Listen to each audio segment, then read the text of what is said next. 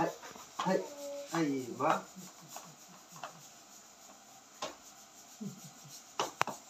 mà hết lama hết ta bịch thế ama Amel Chania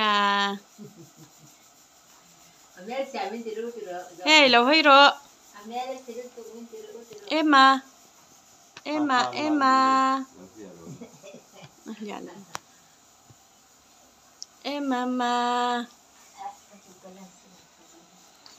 Emma i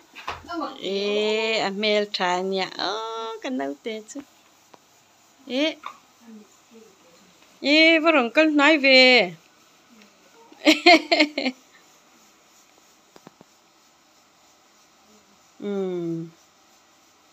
Amel Chania sẽ thiam về à rồi cái rồi lên tràn qua rồi tràn qua sao cũng đã chơi ai mắc mẹ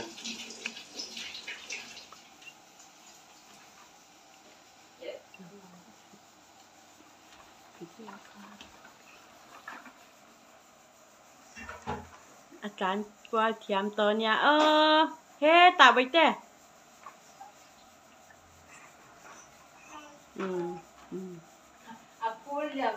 Azim lu tuka tràn na tur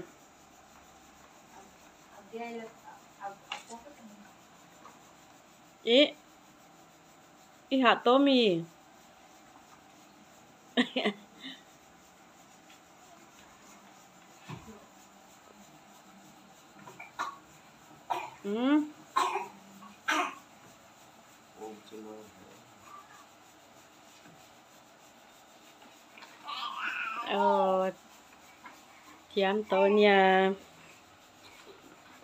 thiam to nha